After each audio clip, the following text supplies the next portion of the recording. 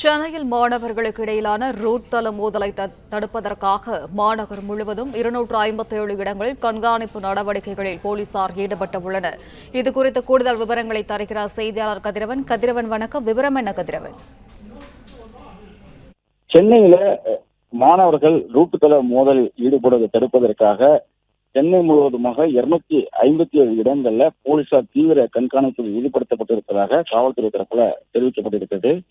குறிப்பாக சென்னையில் கல்லூரி மாணவர்கள் தொடர்ந்து ரகளில் ஈடுபடுவது தொடர்கதையாகி வருவதாகவும், நேற்று முன்தினம் கல்லூரி திறந்தவுடனே வேசவாடி பகுதியில மாநகர கூரை மீறி ஏறி மாணவர்கள் நடமாடி ரகளில் ஈடுபட்டார்கள். இது தொடர்பாக 7 மாணவர்கள் கைது செய்யப்பட்டு நிலைய ஜாமீனிலும் விடுவிக்கப்பட்டிருக்கிறார்கள். அதே போல பச்சைப்பன் கல்லூரி, மாநில கல்லூரியும் தொடர்ந்து போலீசார் கண்காணிப்பு பணியில் ஈடுபட்ட போதிலும் மாணவர்கள் வந்துட்டு மாலை அணிப்பு போன்ற நடவடிக்கைகளில் ஈடுபட்டார்கள்.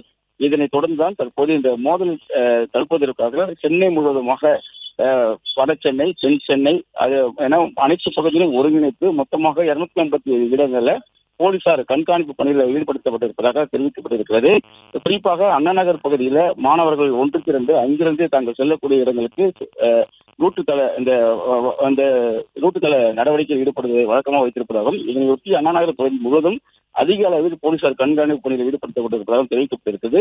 அதே போன்று கீழ்ப்பாக்கம், மெரினா கடற்கரை, நந்தனம், சைதாப்பேட்டை உள்ளிட்ட பல்வேறு பகுதிகளிலும் அந்தந்த பகுதியைச் சேர்ந்த காவல் ஆய்வாளர்கள் உத்தரவின் பேரில் காவலர் ஒருவர் பேருந்து நிலையம் மற்றும் ரயில் நிலையங்கள் ஒட்டியுள்ள பகுதியில் கையில் லத்தியுடன் கண்காணிப்பு பணியில் ஈடுபடுத்தப்பட்டிருப்பதாகவும், மாணவர்கள் ஒன்று கூடி மோதலில் ஈடுபட தடுப்பதற்காக இந்த நடவடிக்கை மேற்கொள்ளப்பட்டிருப்பதாகவும் காவல்துறை தரப்பில் தெரிவிக்கப்பட்டிருக்கிறது.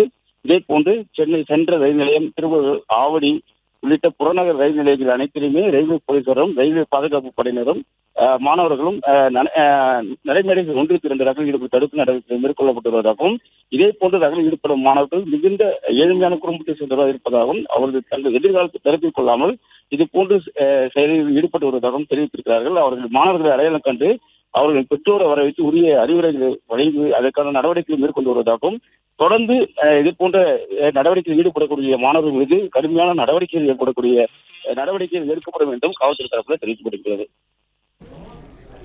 விவரங்களுக்கு நன்றி கதிரவன். பிளே ஸ்டோர் மற்றும் ஆப் ஸ்டோரில் இருந்து பாலிமர் செயலியை QR கோடு மூலம் பதிவிறக்கம் செய்யுங்கள். செய்திகளை உடனுக்குடன் பெறுங்கள்.